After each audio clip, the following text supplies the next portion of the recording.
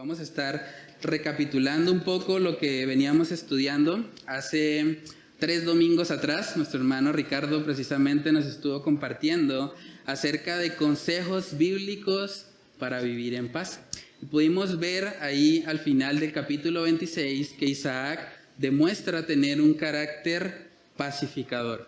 Era un hombre que no amaba lo material, un hombre que no estaba enfocado simplemente en exigir sus derechos, sino que estaba dispuesto a esforzarse por obtener la paz y seguirla. Pero vemos, hermanos, que a pesar de que el carácter de Isaac era muy piadoso en esa área, era un hombre pacificador, también vamos a estudiar el día de hoy que tenía muchas debilidades en su carácter. Las debilidades de Isaac se ven reflejadas principalmente en su hogar. Las falencias más grandes que vemos en este hombre de Dios fue que descuidó el ministerio más importante de todos, el ministerio de su familia, el ministerio del hogar. Génesis capítulo 26, cerrando ahí ese capítulo, vemos que hay una pequeña evidencia del problema que había precisamente con Isaac. Génesis 26, versículos 34 al 35, dice ahí: y cuando Esaú era de 40 años, tomó por mujer a Judith, hija de Beeri Eteo, y a Basemat, hija de Elón Eteo, y fueron amargura de espíritu para Isaac y para Rebeca. ¿Recuerdan cómo fue la historia de amor entre Isaac y Rebeca? La estudiamos acá, ¿cierto? Detalladamente, estuvimos viendo varios principios importantes para la elección de pareja, pero parece que Esaú no imitó nada de eso. Yo me imagino a Isaac y a Rebeca preguntándose, pero ¿de dónde aprendió Esaú eso? ¿Quién le dijo que él podía tener novias o esposas que fueran de otros pueblos? Básicamente, Esaú entró en un yugo desigual. No solamente con una esposa, tuvo dos mujeres impías, que fueron amargura, de hecho, para Isaac y para Rebeca. Y es lamentable. Yo me imagino a Isaac y a Rebeca discutiendo, pero qué mal ejemplo les dimos. Si nosotros vivimos, nosotros les contamos cómo fue nuestro proceso, cómo Esaú va a tomar esas decisiones. Y probablemente eso fue lo que causó también la amargura en el corazón de ellos. Más allá de que probablemente estas mujeres, al ser impías, pues no iban a adorar al Dios verdadero, al Dios de Israel, sino que iban a tener falsos dioses, pues realmente también iban a ser una amargura para sus padres, porque ellos no le dieron ese ejemplo. Pero tristemente, Esaú decidió desobedecer. Decidió entrar en un yugo desigual y no imitó al único patriarca que se mantuvo monógamo. Isaac es el único patriarca que tuvo una sola esposa hasta que la muerte llegó a su vida. Pero su hijo Esaú, y también vamos a ver que más adelante su hijo Jacob, no imitaron ese ejemplo. Y es algo lamentable, y eso demuestra que Isaac había fallado en algo muy importante, y era precisamente en discipular a su esposa y a sus hijos, que era el ministerio principal. Y eso podemos ver que continúa precisamente en el capítulo 27 que vamos a estar estudiando la mañana de hoy, Génesis capítulo 27. Vamos a leer los primeros 10 versículos y comenzamos con oración. Dice en Génesis 27:1: aconteció que cuando Isaac envejeció y sus ojos se oscurecieron, quedando sin vista, llamó a Esaú su hijo mayor y le dijo: hijo mío. Y él respondió: heme aquí. Y él dijo: he aquí, ya soy viejo, no sé el día de mi muerte. Toma pues ahora tus armas, tu aljaba y tu arco, y sal al campo y tráeme caza, y hazme un guisado como a mí me gusta, y tráemelo y comeré, para que yo te bendiga antes que muera. Y Rebeca estaba oyendo cuando hablaba Isaac a Esaú su hijo, y se fue Esaú al campo para buscar la caza que había de traer. Entonces Rebeca habló a Jacob su hijo diciendo: He aquí yo he oído a tu padre que hablaba con Esaú tu hermano, diciendo, tráeme caza y hazme un guisado, para que coma y te bendiga en presencia de Jehová antes que yo muera. Ahora pues, hijo mío, obedece a mi voz en lo que te mando. Ve ahora al ganado y tráeme de allí 2 buenos cabritos de las cabras y haré de ellos viandas para tu padre, como a él le gusta. Y tú las llevarás a tu padre y comerá para que él te bendiga antes de su muerte. Vamos a orar para pedir la dirección del Señor. Padre, te damos muchas gracias por este pasaje de la Escritura. Gracias porque podemos aprender, Señor, más acerca de la vida de este patriarca Isaac. Gracias porque podemos aprender mucho, Señor, acerca de su obediencia, acerca de su fe, acerca de que fue un hombre pacificador. Pero también, Señor, tu palabra nos muestra cuáles fueron sus debilidades, cuáles fueron sus falencias, cuáles fueron esas cosas, Señor, en las que Isaac no cumplió a cabalidad con lo que era tu voluntad, Señor. Oramos para que tú nos ayudes a aprender de los errores de Isaac para no caer en los mismos, para poder vivir, Señor, una vida que realmente esté alineada a tu perfecta voluntad para el hogar, para la familia, que ese es el primer ministerio que tú nos has encomendado a cada uno de los esposos y padres que están hoy acá, Dios. Oramos para que solo tú, Señor, seas exaltado por medio de la exposición de tu palabra. Te lo pedimos, Señor, en el nombre de Cristo Jesús. Amén y amén. Bueno, hermanos, entonces aquí podemos ver justo después de que se menciona que Esaú estuvo en un yugo desigual o en 2 yugos desiguales con 2 esposas que no eran parte del pueblo como tal de Dios. Parece que ahora Isaac quiere bendecir a su hijo.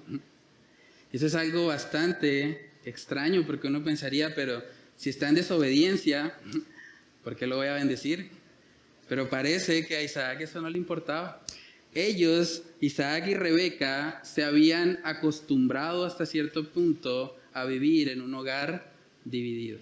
Por eso el primer punto que vamos a estar viendo la mañana de hoy es que un hogar dividido es un peligro espiritual. Un hogar dividido es un peligro espiritual. Saben que desde que estos jóvenes, Jacob y Esaú, desde que ellos eran niños más bien, había una preferencia que ellos no solventaron. Ya Isaac en Génesis capítulo 27 está viejo. Y eso quiere decir que vivieron 40 años por lo menos en los que siguieron manteniendo esa preferencia. Los padres, en vez de criar a sus hijos en mutuo acuerdo, buscando ejercer o reflejar el principio de una sola carne, pues no lo hicieron así. Lo que lo que Isaac y Rebeca hicieron fue mantenerse divididos. En Génesis capítulo 25 podemos ver de dónde nace esa preferencia. Génesis 25, verso 27, dice, y crecieron los niños, está hablando ahí de Jacob y Esaú, dice, y Esaú fue diestro en la casa, hombre del campo, pero Jacob era varón quieto, que habitaba en tiendas. Y amó Isaac a Esaú porque comía de su casa, mas Rebeca amaba a Jacob. ¿Pueden ver el problema de las preferencias? Isaac estaba contento pensando, bueno, Esaú me va a dar un festín de comida, un festín gastronómico. Y Rebeca estaba pensando, bueno, pues Jacob me va a ayudar un poco con las tareas del hogar, no va a ser tan pesada la carga. Entonces, cada uno tenía una preferencia. Y es algo de lo que debemos evitar. Aquellos que tienen más de un hijo tienen que tener mucho cuidado, porque no pueden simplemente tener preferencia por uno y de alguna manera menospreciar al otro. La Biblia manda a los padres a que amen a sus hijos por igual. No debería haber preferencias. Pero parece que Isaac y Rebeca no lidiaron con ese asunto. Llegó Isaac hasta su vejez, perdió ya la vista y aún así seguía con una preferencia muy marcada por su hijo Esaú. Hermanos, ¿saben que ese no es el principio que Dios ha establecido para el matrimonio? Hay muchas personas que piensan, bueno, pues yo tengo un matrimonio de 30 años, 40 años, y gloria a Dios por eso, mucho tiempo, Pero la meta no es simplemente permanecer casados. La meta en el matrimonio es reflejar la relación que hay entre Cristo y su iglesia, que están íntimamente unidos entre sí.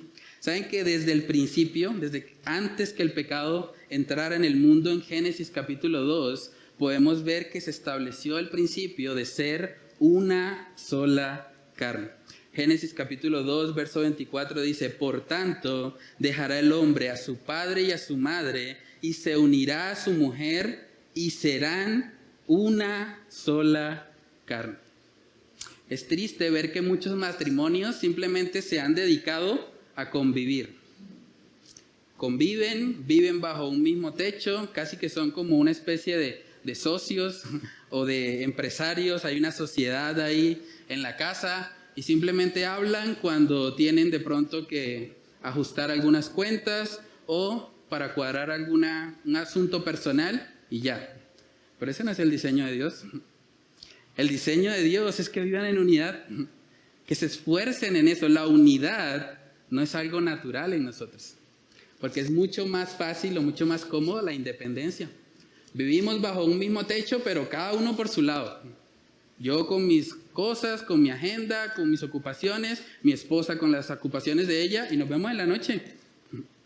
Y dormimos bajo el mismo techo. Pero eso no es el diseño de Dios. El diseño de Dios es que haya unidad. Y esa falta de unidad que había entre Isaac y Rebeca eventualmente propició el pecado de Jacob, que vamos a estar viendo más adelante. Saben que en Efesios capítulo 5 hay un principio también que yo creo que si todos los matrimonios vivieran este principio, realmente tendríamos una tasa de divorcio mucho más baja de la que se ve hoy en la actualidad. Efesios capítulo 5, en el versículo 28, miren lo que dice ahí el apóstol Pablo por revelación del Espíritu Santo. Efesios 5, verso 28, dice: así también los maridos deben amar a sus mujeres como a sus mismos cuerpos. El que ama a su mujer, a sí mismo se ama. Yo creo que este solo principio tiene el poder para transformar muchos hogares. Que un hombre entienda: no, mi esposa no es mi socia, mi esposa no es mi sirvienta, mi esposa no es mi secretaria, mi esposa no es mi desahogo sexual. Mi esposa, en cierto sentido, soy yo mismo, es mi propia carne. Cuando pensamos de esa manera, realmente vamos a ser diligentes en amar a esas esposas. Y para amar a nuestras esposas hay que conocerlas. Y para conocer a las esposas hay que pasar tiempo con ellas. Requiere intencionalidad. Un matrimonio que viva en unidad no es simplemente el resultado de la inercia. No es algo que naturalmente ocurre, es algo para lo cual hay que trabajar.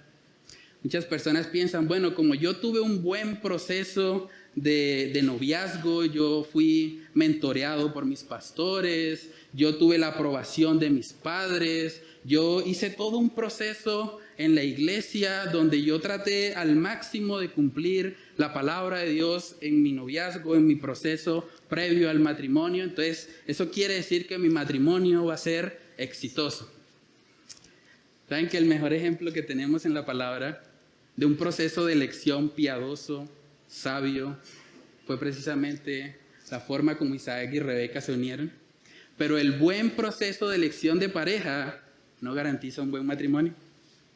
De la misma manera, hay personas que tal vez no han tenido el mejor proceso para llegar hasta el matrimonio, pero que trabajando, esforzándose en la gracia de Dios, logran cultivar un carácter o un matrimonio en unidad.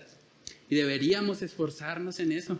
Los maridos que están acá, ustedes deben esforzarse por conocer a sus esposas. ¿Cómo van a amar a sus esposas si no las conocen? ¿Cómo van a amar a sus esposas si no pasan tiempo con ellas?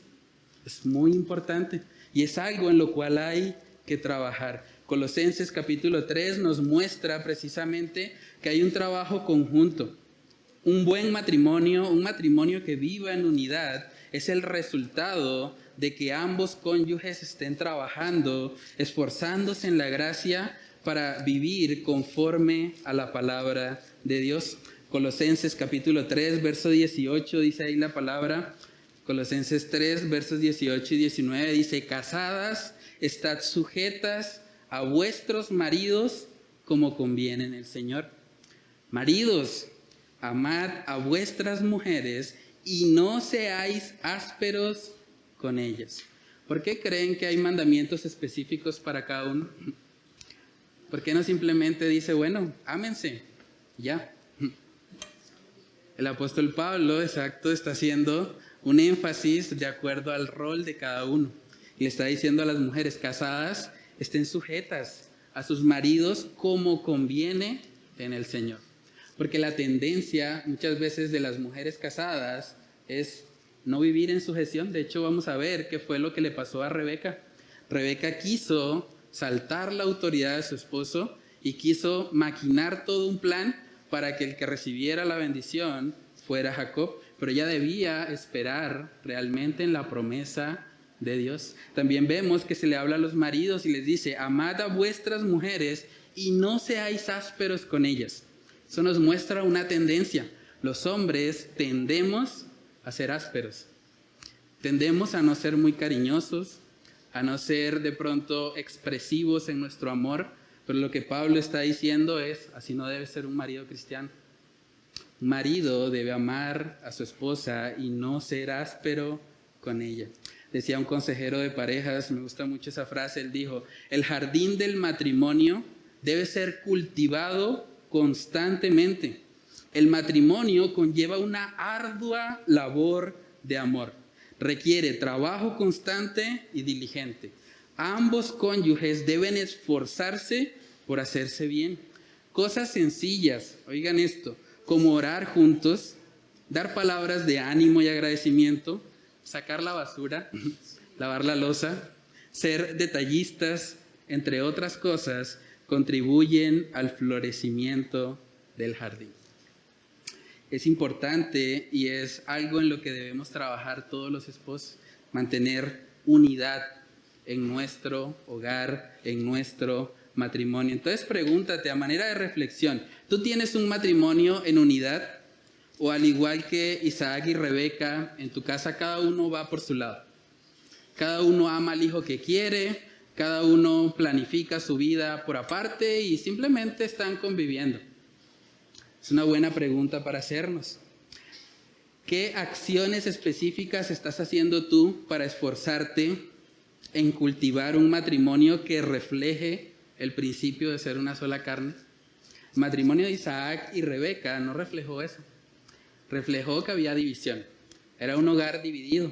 Uno por un lado queriendo bendecir a un hijo y otro por otro lado queriendo bendecir a otro hijo. Pero eso no era el diseño de Dios. Saben que hoy en día uno de los elementos que más división trae en los hogares es precisamente este aparato. Hoy en día hay maridos que pasan más tiempo en las redes sociales que compartiendo con sus esposas. Y es lamentable eso. De la misma manera, hay esposas que pasan más tiempo mirando lo que les manda ahí el algoritmo de las redes sociales que compartiendo con sus esposos. Y es lamentable. Porque la Biblia no nos dice ama el celular.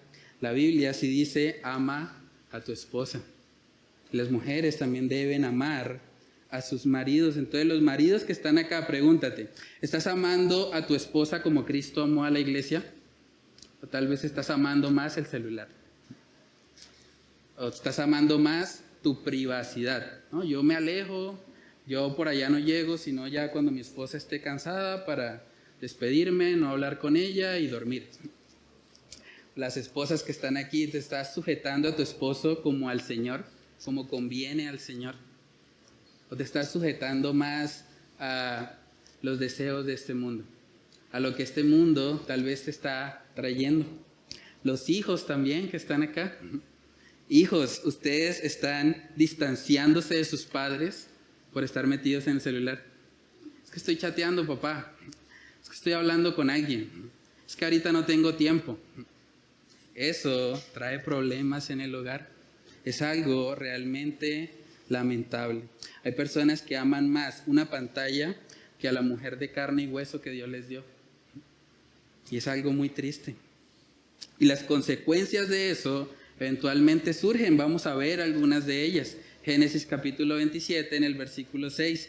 Esta división que había entre Isaac y Rebeca fue el cultivo perfecto para que Jacob floreciera en su pecado y engañara precisamente a su papá. Génesis 27, verso 6 dice: entonces Rebeca habló a Jacob su hijo, diciendo: he aquí, yo he oído a tu padre que hablaba con Esaú tu hermano, diciendo: tráeme caza y hazme un guisado para que coma y te bendiga en presencia de Jehová antes que yo muera. Ahora pues, hijo mío, obedece a mi voz en lo que te mando. Ve ahora al ganado y tráeme de allí 2 buenos cabritos de las cabras, y haré de ellos viandas para tu padre como a él le gusta. Y tú las llevarás a tu padre y comerá para que él te bendiga antes de su muerte. Aquí vemos a Rebeca planificando todo.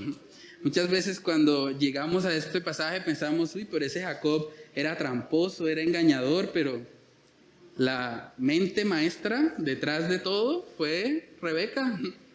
Esa mujer piadosa que llegó virgen al matrimonio, que fue una mujer que parecía ser una buena esposa, ahorita se está comportando realmente de forma muy manipuladora. Está usando a su hijo para lograr el fin que ella quiere. En vez de haber hablado con su esposo, en vez de haberle recordado, porque recuerden que Rebeca recibió la promesa de que el mayor serviría al menor.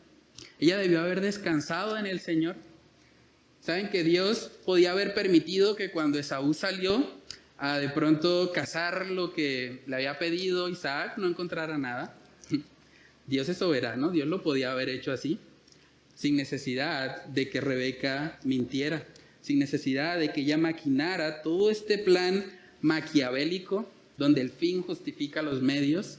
Ella está buscando activamente ir en contra de la voluntad de Dios. Es probable que Rebeca pensara: no, ese Isaac si no me hacía caso cuando era joven, ahora que está viejo, ciego, más terco todavía, ¿no? Eso toca es a mi manera.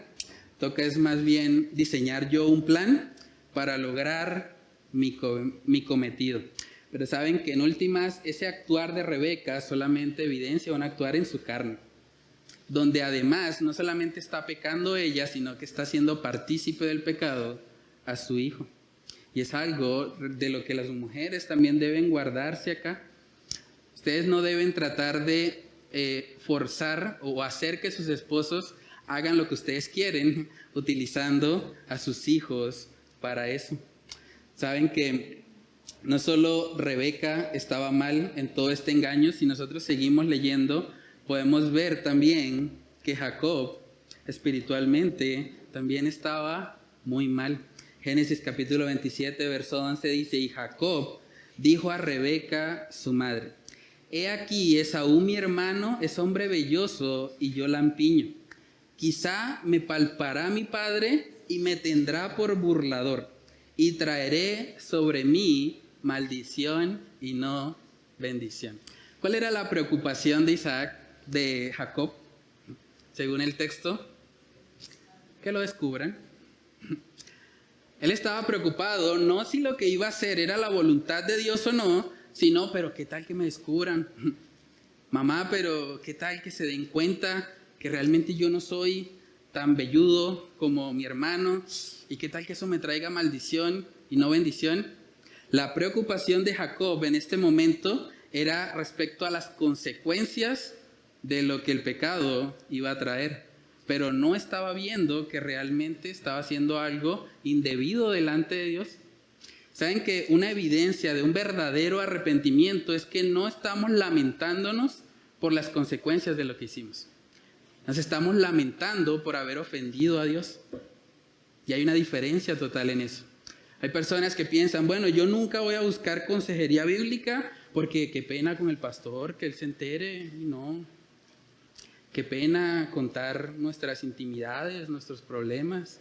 O sea, prefieren quedarse en el pecado porque aman en últimas el pecado a de pronto exponer un poco, ir a la luz y permitir que la palabra de Dios les guíe. Y es algo lamentable. Una persona no debe estar preocupada por las consecuencias del pecado tanto como sí debe estar preocupado por haber ofendido a Dios. Y tristemente Jacob demuestra en este versículo que su preocupación principal era ser descubierto. ¿Qué tal si me pillan, mamá? ¿Qué tal si se dan cuenta que no estoy haciendo las cosas bien? Su preocupación, lamentablemente, no era estar deshonrando al Señor, sino las consecuencias del pecado. Seguimos leyendo ahí en Génesis 27, en el verso 13 dice, y su madre respondió. Miren la respuesta de Rebeca. Aquí se puede ver un poco lo manipuladora que ella había sido. Génesis 27, 13, y su madre respondió, hijo mío, sea sobre mí tu maldición. En otras palabras, Jacob, no te preocupes. Si alguien tiene que recibir una maldición, voy a ser yo. Solamente obedece a mi voz y ve y tráemelos.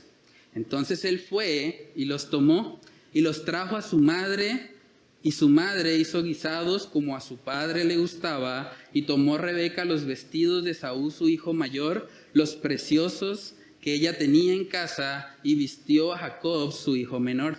Y cubrió sus manos y la parte de su cuello donde no tenía vello con las pieles de los cabritos, y entregó los guisados y el pan que había preparado en manos de Jacob su hijo. Aquí podemos ver ahora a Rebeca siendo insistente. Le está diciendo a Jacob, Jacob, ¿tú estás preocupado que tal vez te descubran? No te preocupes, yo asumo la responsabilidad, pero vamos adelante. No estoy dispuesta a renunciar al plan que tengo. Estaba realmente comprometida con lograr su objetivo. Y es probable que Rebeca pensara en estos momentos, yo necesito que se cumpla la palabra de que el mayor servirá al menor. Y como mi esposo es tan terco, como él está amando siempre a ese Esaú que se va todo el día por fuera de la casa, él no lo va a hacer voluntariamente, tal vez necesita que yo le ayude. Es probable que Rebeca pensara, al igual que Sara en su momento, que Dios necesitaba algo de ayuda para cumplir con su palabra. Porque vemos capítulos más atrás en Génesis 25, cuando ella estaba con esos dolores de parto, teniendo a Jacob y a Esaú en su vientre, ella oró al Señor y el Señor le respondió con la promesa de que el mayor serviría al menor. Génesis capítulo 25, versículo 22 dice, y los hijos luchaban dentro de ella y dijo, si es así, ¿para qué vivo yo? Y fue a consultar a Jehová. Y le respondió Jehová, 2 naciones hay en tu seno, y 2 pueblos serán divididos desde tus entrañas. El un pueblo será más fuerte que el otro pueblo, y el mayor servirá al menor. Ella había escuchado esa promesa, y parece, por la insistencia que ella tiene, que quería de alguna manera ayudar a Dios. Ella no quiso descansar y esperar, bueno, si esa es la palabra de Dios, el Señor hará la obra en su tiempo y a su manera. Ella quiso tal vez ayudar un poco a que la palabra se cumpliera. Hubiese sido mucho más sabio de Rebeca simplemente hablar con su esposo y haber recordado esa palabra. Amor, recuerda lo que Dios me dijo cuando estaba embarazada. Es el mayor el que servirá al menor. Deberíamos bendecir a Jacob. Y Dios podía haber usado una simple conversación, una buena comunicación matrimonial para haber cumplido su propósito sin necesidad de hacerlo de esta manera pecaminosa. Pero saben que eso nos enseña algo más, y es que para Dios el fin no justifica los medios. La premisa de Maquiavelo era el fin justifica los medios, y vivimos en una sociedad maquiavélica donde mucha gente está dispuesta a hacer lo que sea para obtener sus propósitos, porque dicen, lo importante es el fin.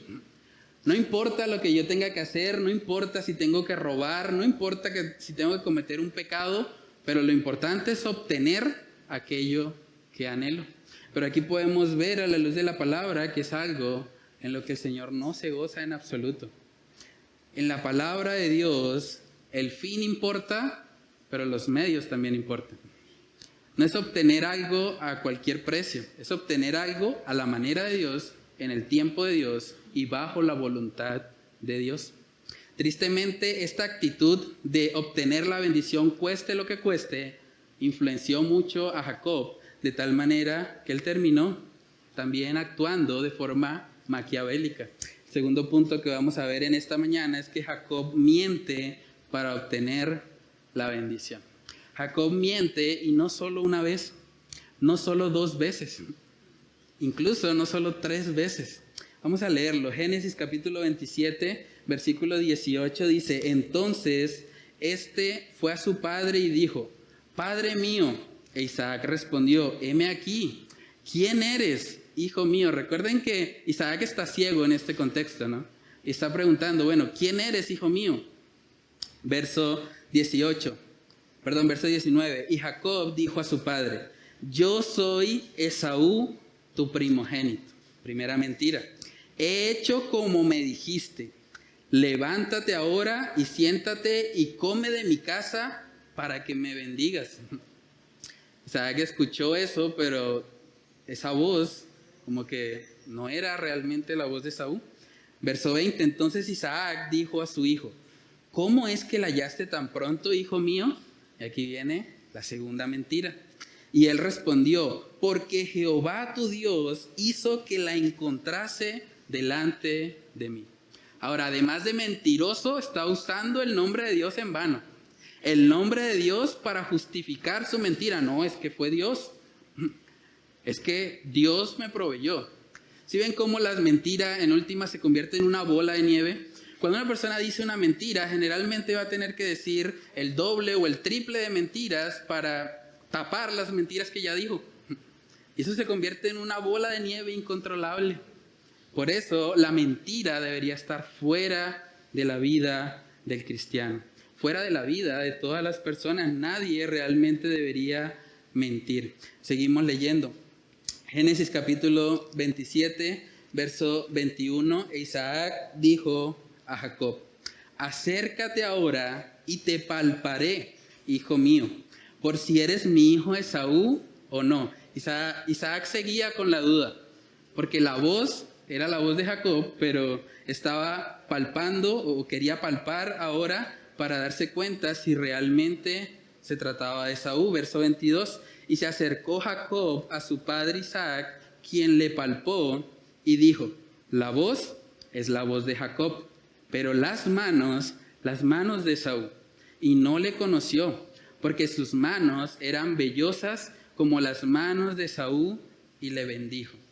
Y dijo, verso 24: ¿eres tú mi hijo Esaú? Y Jacob respondió, otra vez mintiendo: yo soy. Dijo también: acércamela y comeré de la casa de mi hijo para que yo te bendiga. Y Jacob se la acercó e Isaac comió, le trajo también vino y bebió. Y le dijo Isaac su padre: acércate ahora y bésame, hijo mío. Muchos comentaristas entienden de que este beso que que Jacob le va a dar a su padre Isaac fue como la 4ª mentira, porque era un beso engañoso. Era un beso haciéndole creer que él era Esaú cuando realmente era Jacob. Pero hermanos, aquí podemos ver cómo Jacob, lleno de un espíritu maquiavélico, pensando, bueno, tengo que obtener el fin que deseo, cueste lo que cueste, terminó mintiendo en contra de su padre, terminó armando una bola de nieve de mentiras, cuando realmente la palabra nos habla muy claramente acerca de quién es el padre de mentira. El padre de mentira no es Dios, el padre de mentira es Satanás. Juan capítulo 8, verso 44. Juan 8, 44 dice: vosotros sois de vuestro padre el diablo, y los deseos de vuestro padre queréis hacer. Él ha sido homicida desde el principio, y no ha permanecido en la verdad, porque no hay verdad en él. Cuando habla mentira, de suyo habla, porque es mentiroso y padre de mentira. La caída del ser humano espiritual ocurrió por una mentira. Satanás le dijo a Eva, no morirás. Y Eva tragó la mentira y las consecuencias las seguimos viviendo hoy por hoy. Mucha gente que dice, no, pastor, es que a mí me tocaba mentir, porque es que si yo no mentía me tocaba pagar mucho impuesto y eso es injusto. ¿Cómo así que yo voy a pagar tanto en una declaración de renta? No, yo tuve que ajustar, maquillar un poquito las cifras. O algunos dicen, no, es que yo tenía que mentir porque es que me cogió el tránsito y yo estaba en pico y placa y yo que le decía a ese hombre, pues no, me tocó pues decirle una mentira, que es que yo iba para la clínica, que es que, pues muchos se justifican, muchos usan el fin para justificar la mentira. Entonces, no, es que yo tenía que evitar una multa de tránsito, o algunos dicen, no, es que si no me asignaban el subsidio del gobierno, y pues yo llevo ahorrando tanto tiempo, ¿cómo voy a perder ese subsidio? No, me tocó, tuve que mentir. Otros dicen, bueno, pues es que me tocaba mentir porque es que si no me contratan, es que en todos los trabajos piden experiencia, yo no tengo experiencia, pues me tocó poner ahí que yo tenía unos cuantos añitos, que realmente no tengo, pero bueno, para que me tengan en cuenta. Hermanos, bíblicamente hablando, el fin no justifica los medios. Si usted obtiene algo por medio de una mentira, no lo llame bendición. No diga que yo he sido bendecido con un crédito hipotecario cuando la información que le diste al banco es falsa. Eso no es una bendición de Dios, eso es un pecado. Y por más de que al final el fin o logres tu objetivo, como de hecho vamos a ver, que en últimas Jacob sí recibió la bendición. Pero la consecuencia de todas estas mentiras que está diciendo va a venir y lo va a pagar caro Jacob. Y lo va a pagar caro Rebeca. Y lo va a pagar caro el mismo Isaac. ¿Por qué? Porque están planificando, maquinando algo que va en contra a la voluntad de Dios.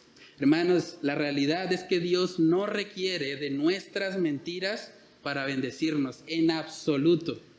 Dios no necesita que usted peque para bendecirle.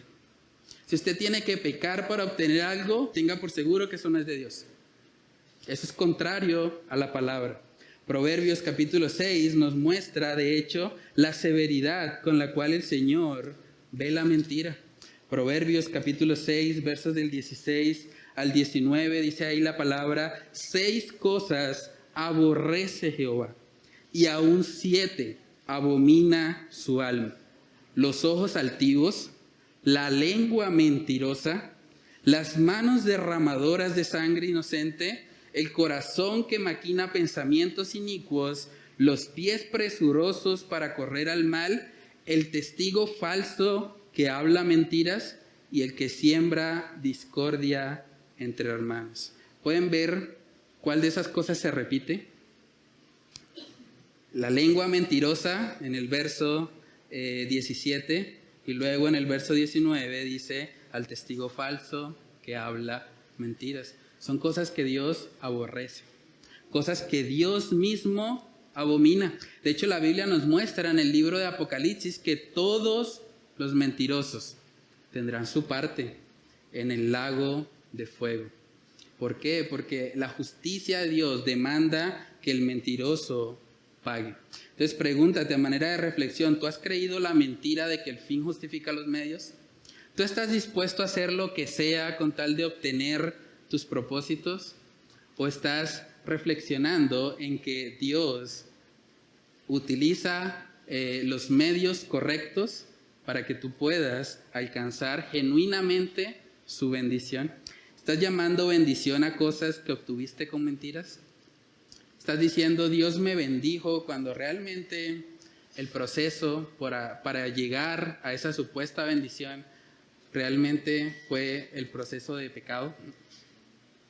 Porque realmente, hermanos, a la luz de la palabra, nosotros no deberíamos mentir. ¿Qué acciones específicas estás haciendo en tu vida para evitar que la mentira del pecado entre? Para que el pecado de la mentira entre. ¿Qué estás haciendo? ¿Te estás llenando de la palabra de Dios? ¿Estás siendo lleno del Espíritu Santo para no engañarte a ti mismo, para no creer mentiras, para no decir mentiras a otros. Si queremos ver genuinamente la bendición de Dios, no podemos pecar para obtener lo que queremos. Lo tercero que podemos ver ahí en esta historia de Génesis capítulo 27 es que Jacob recibe una bendición sustitutiva. Jacob recibe una bendición sustitutiva. La bendición que recibe Jacob no era para él. En su mente, Isaac estaba pensando que la bendición iba a ser para Esaú, que era el hijo, de hecho, a quien él amaba. Entonces, esta bendición que no era originalmente para Jacob es el medio que Dios utilizó para que Jacob fuera partícipe del pacto abrahámico o de la promesa dada por Dios a su abuelo. Y eso es interesante porque mucha gente lee esta historia y dice, bueno, pero al final se cumplió la voluntad de Dios. Y bueno, sí, es verdad. Dios en su soberanía tiene el poder aún de encaminar las malas decisiones, las decisiones pecaminosas de los hombres para cumplir con su voluntad, eso es cierto. Pero eso no implica que el proceso por el cual ellos llegaron a esa bendición fuera correcto. Eso quiere decir más bien de que el Señor, a pesar de ellos, a pesar de su pecado, fue fiel a su promesa y mantuvo la bendición. Génesis capítulo 27, verso 27 dice, y Jacob se acercó y le besó. Y olió Isaac el olor de sus vestidos y le bendijo diciendo, mira el olor de mi hijo, como el olor del campo que Jehová ha bendecido. Isaac se acerca, recibe el beso, también engañoso, de Jacob y empieza a oler. Y se da cuenta que el olor que percibía era el olor de las vestiduras de Esaú. ¿Saben que eso nos apunta a algo? En la Biblia hay figuras o hay tipos. Isaac en este momento está siendo una figura o un tipo de Dios. Dios ha decidido enviar a su Hijo Jesús al mundo, a su Hijo amado, con quien Él tiene complacencia.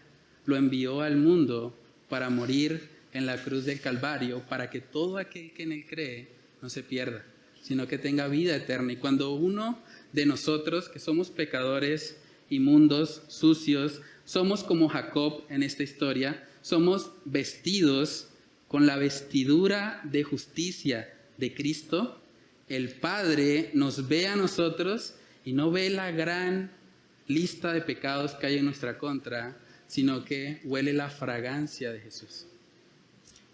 Y el Señor al vernos ya no nos ve con la montaña de pecados que hay, que hemos cometido, sino que ve a su Hijo amado y nos bendice en Cristo. Por eso la Biblia dice que somos bendecidos en Jesús. Somos escogidos en Él. Es en Cristo donde podemos tener verdadera bendición. Esa bendición sustitutiva que recibió Jacob, en últimas, apunta a la mayor bendición que ha recibido la humanidad entera, que es la persona de Jesucristo. Efesios capítulo 1, vamos ahí. Efesios capítulo 1, versículos del 3 en adelante. Presten atención a cuántas veces aparece la expresión en Él, en Cristo. Efesios 1, verso 3 dice, bendito sea el Dios y Padre de nuestro Señor Jesucristo, que nos bendijo con toda bendición espiritual en los lugares celestiales en Cristo, según nos escogió en Él antes de la fundación del mundo, para que fuésemos santos y sin manchas delante de Él, en amor, habiéndonos predestinado para ser adoptados hijos suyos por medio de Jesucristo, según el puro afecto de su voluntad, para alabanza de la gloria de su gracia, con la cual nos hizo aceptos en el amado, en quien tenemos redención por su sangre, el perdón de pecados según las riquezas de su gracia, que hizo sobreabundar para con nosotros en toda sabiduría e inteligencia, dándonos a conocer el misterio de su voluntad según su beneplácito, el cual se había propuesto en sí mismo de reunir todas las cosas en Cristo en la dispensación del cumplimiento de los tiempos, así las que están en los cielos como las que están en la tierra. Pueden ver cómo se repite vez tras vez, en Cristo, en Él. Él es la razón principal por la cual podemos ser bendecidos. Porque en nuestra carne todos somos Jacob. Todos somos engañadores, mentirosos, tramposos, inclinados a hacer el mal, maquiavélicos. Pero Dios, en su gracia, en su amor, envió a su Hijo Jesús. Y aquellos que depositan su fe en Cristo reciben verdadera bendición espiritual. Saben que no importa si un papa establece que se pueden bendecir parejas del mismo sexo, porque la verdadera bendición bíblicamente está en Cristo. Si una persona está fuera de Cristo, se está viviendo una vida apartada del diseño de Dios, esa persona no está bendecida. No importa si la iglesia llamada más grande del cristianismo los bendice o no. Lo que importa es que la bendición está en Cristo. Es en Cristo, es en Él. Así como Isaac bendijo pensando que Esaú era el que estaba ahí, bendijo a su hijo amado. De la misma manera, el Señor ha bendecido a la humanidad por medio de Cristo. Y todo aquel que viene a Él es partícipe de verdadera bendición espiritual. Saben que la bendición de este pacto abrahámico no fue algo exclusivo para los judíos. Mucha gente ha caído en una especie de idolatría hacia Israel pensando que solo ellos son el pueblo escogido, solo ellos van a recibir salvación. Pero a la luz de la palabra, la bendición de Abraham o el pacto abrahámico se extiende también a los gentiles. Gálatas capítulo 4, versículo 13 dice, Gálatas capítulo 3, versículo 13 dice, Cristo nos redimió de la maldición de la ley, hecho por nosotros maldición, porque está escrito, maldito todo el que es colgado en un madero, para que en Cristo Jesús, óigase bien, la bendición de Abraham alcanzase a los gentiles, a fin de que por la fe recibiésemos la promesa del Espíritu. Por la fe podemos ser partícipes de la bendición que recibió Jacob, porque en últimas esa bendición está conectada al pacto abrahámico. Es la bendición de Abraham. Y Jacob sabía eso. Probablemente la razón por la cual él mintió fue porque él sabía que Dios había hablado a su abuelo Abraham diciendo que la descendencia que él iba a tener iba a ser grande y que aquellos que pusieran su esperanza en el Señor iban a ser salvos. Saben que la Biblia nos dice que Dios es un Dios santo, santo, santo. Dios no puede tener comunión con el pecado. Esa es la realidad. Y si nosotros hemos pecado, hay una distancia infinita de separación entre Dios y los hombres. La única forma en que esa brecha pudiese ser cerrada, o la única forma en que fue cerrada esa brecha, fue por medio de la persona de Jesucristo. Es como si el Señor dijera, bueno, voy a tomar todos tus trapos de inmundicia, todas tus mentiras, todos tus engaños, todo lo que has hecho contrario a mi palabra, lo voy a clavar en la cruz del Calvario. Y aquello que Jesús hizo perfecto, aquello que Jesús hizo viviendo sin mancha, va a ser colocado a tu cuenta por la fe. Eso es lo que se conoce como el glorioso intercambio. El glorioso intercambio. Cristo tomó nuestros sucios zapatos para de esa manera poder vestirnos a nosotros con zapatos completamente limpios. Él tomó los harapos de nuestra injusticia y nos vistió con vestiduras blancas, aun cuando no lo merecíamos. ¿Para qué? Para así poder bendecirnos y hacernos partícipes de la bendición de Abraham. Romanos capítulo 5 en el versículo 1. Romanos 5, verso 1 dice, justificados pues por la fe, tenemos paz para con Dios por medio de nuestro Señor Jesucristo. Una persona justificada es alguien que ha sido declarada justa a nivel legal. Es una persona que en su naturaleza no es buena, porque la Biblia misma nos dice que no hay justo ni aun uno. Pero los que son justificados, los que son declarados justos, ellos reciben eso por causa de la fe, por haber creído. Justificados pues por la fe, tenemos paz para con Dios. Déjame preguntarte, ¿tú tienes paz para con Dios? ¿Tú has sido justificado? ¿Tú realmente puedes decir que todos tus pecados han sido clavados en la cruz del Calvario y que ahora vives para tu Salvador? ¿Que has experimentado una nueva vida? ¿Has sido regenerado? ¿Eres una nueva criatura en Cristo Jesús? Es algo en lo que deberíamos meditar. La Biblia dice, examinaos a vosotros mismos si estáis en la fe. Deberíamos preguntarnos eso. ¿Realmente estamos viviendo como aquellos que han sido bendecidos en Cristo? Apocalipsis capítulo 7, me encanta ese pasaje. Apocalipsis capítulo 7, versículo 9. Otra vez, esto es una antesala de lo que es la adoración celestial. Apocalipsis 7, verso 9 dice, después de esto miré y he aquí una gran multitud, la cual nadie podía contar, de todas naciones y tribus y pueblos y lenguas, que estaban delante del trono y en la presencia del Cordero. Miren la vestidura, dice, vestidos de ropas blancas y con palmas en las manos. Y todos los ángeles estaban en pie alrededor del trono y de los ancianos y de los 4 seres vivientes, y se postraron sobre sus rostros delante del trono y adoraron a Dios. ¿Cómo así de que gente de toda lengua, toda tribu, vestidos con ropas blancas? Eso solo puede ocurrir por causa del Evangelio. El Evangelio es lo único que puede convertir a una persona sucia, a una persona llena de maldad, en alguien justificado, en alguien que ha recibido vestiduras blancas. Tal vez tú estás aquí hoy, tú has sido como Jacob en esta historia.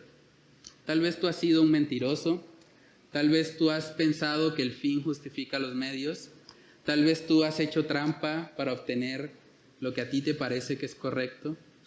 Pero el llamado de Dios para ti hoy es que recibas las vestiduras de Jesús. Esas vestiduras que vienen por causa de la fe. Solo así podrás experimentar una verdadera bendición. Una bendición que no tiene nada que ver con cosas materiales. Una bendición que tiene que ver con estar a cuentas con Dios y convivir para el propósito para el cual fuiste creado. Porque el ser humano no fue creado para que viva para sí mismo. El ser humano fue creado a imagen y semejanza de Dios. Fuimos creados para la gloria de Dios. Y hasta que no vivamos ese propósito, vamos a estar insatisfechos en este mundo caído. Porque fuimos creados para lo eterno. Fuimos creados para algo que tiene mucho más valor que el polvo. Génesis capítulo 27, yo creo que eso es una invitación a realmente degustar esto, que no simplemente quede en nuestras mentes como información teológica, sino que realmente podamos vivirlo. Génesis capítulo 27, parte de la bendición que le da Isaac a Jacob. Génesis 27, en el verso 28 dice, Dios pues te dé el rocío del cielo y de las grosuras de la tierra, y abundancia de trigo y de mosto. Sírvante pueblos y naciones se inclinen a ti. Sé Señor de tus hermanos, y se inclinen ante ti los hijos de tu madre. Malditos los que te maldijeren, y benditos los que te bendijeren. Y aconteció, luego que Isaac acabó de bendecir a Jacob, y apenas había salido Jacob de delante de Isaac su padre, que Esaú su hermano volvió de cazar. Aquí vemos que parte de esa bendición fue precisamente hablarle de las grosuras, de la abundancia que hay en Dios. Y eventualmente eso tuvo un cumplimiento literal con con el resurgimiento de la nación de Israel, pero en últimas también apunta a una realidad espiritual. Y es que solo en el Señor hay verdadero gozo, solo en el Señor hay verdadera plenitud, solo en Él hay verdadera abundancia. Y nótese que Jacob recibe esta promesa en el verso 29, dice: sé Señor de tus hermanos. ¿Cuántos hermanos tenía Jacob? Uno. Dice ahí: y se inclinen ante ti los hijos de tu madre. ¿Cuántos hijos de la madre física, al menos, de Jacob había en ese momento? Uno también. ¿Por qué el plural entonces? Porque habla de hermanos. Porque hijos de tu madre. Porque esta bendición no se limitaba simplemente al linaje físico. Esta bendición es una invitación para todos los pueblos, para todos aquellos que realmente quieran experimentar verdadera abundancia, verdadera grosura en Cristo Jesús. Hay un salmo que me encanta, vamos a leerlo. Ya con esto termino. Salmos capítulo 34. Salmos 34, me encanta porque es una invitación del salmista. Es como el salmista llevándonos a cuestionar y a realmente probar las delicias que hay en el Señor. Salmos capítulo 34, verso 8, dice ahí la palabra gustad. Esto es un imperativo: gustad y ved que es bueno Jehová. Dichoso el hombre que confía en Él. Temed a Jehová, vosotros sus santos, pues nada falta a los que le temen. Los leoncillos necesitan y tienen hambre, pero los que buscan a Jehová no tendrán falta de ningún bien. Yo quiero hacerte la misma invitación hoy. ¿Qué tal si tú gustas? ¿Qué tal si tú pruebas por ti mismo? ¿Qué tal si tú experimentas que Dios es quien dice ser? ¿Qué tal si tú te determinas a probar las palabras del salmista que dice: dichoso el hombre que confía en Él? Mucha gente piensa que el propósito de su vida es ser feliz, pero no se da cuenta que la verdadera felicidad está en Cristo. La verdadera dicha está en confiar en el Señor. ¿Qué tal si tú pruebas lo que dice en el verso 10? Dice: los que buscan a Jehová no tendrán falta de ningún bien. Tal vez usted tenga escasez, tal vez usted pase por dificultades, pero si usted está en Cristo, no le falta ningún bien. Porque aún la muerte es un bien. Lo único que la muerte le puede hacer a un cristiano es unirlo a su Salvador. Nada más. Entonces la verdadera bendición está en Cristo. Vivamos para Él y permitamos que sea el Señor quien realmente gobierne nuestras vidas para provecho espiritual de nuestras almas. Vamos a orar. Padre, te damos muchas gracias, Señor, por este tiempo. Gracias por permitirnos, Señor, estudiar tu palabra. Gracias porque aprendemos, Señor, de los errores que cometieron Isaac y Rebeca al estar viviendo en un hogar dividido, en un hogar donde cada uno estaba haciendo lo que bien le parecía. Padre, oramos para que tú guardes nuestros matrimonios, para que nos ayudes a trabajar diligentemente por la unidad. Ayúdanos a reflejar el principio de ser una sola carne. Ayúdanos a caminar contigo de la mano. Ayúdanos a recordar que tú eres un Dios que se interesa no solo por el fin, sino también por los medios. Ayúdanos a recordar que no podemos justificar el obtener un bien usando la mentira, usando trampas, usando engaños. Ayúdanos, Señor, a arrepentirnos si hemos estado en eso. Y más bien, Padre, que podamos cada día reconocer que tú eres un Dios que obra en la luz. Un Dios que demanda de nosotros honestidad, demanda de nosotros un carácter íntegro.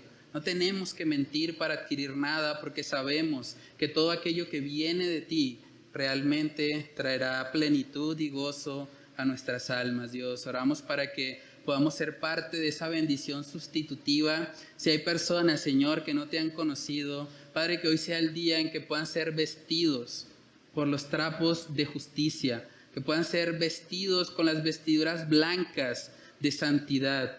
Padre, que cada día, Señor, podamos aferrarnos más a Cristo y que podamos gozarnos en el hecho de que somos salvos por gracia, por medio de la fe, no por obras, Padre, para que nadie se gloríe.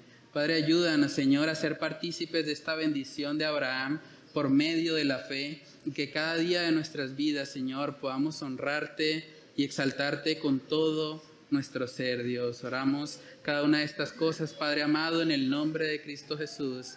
Amén y amén.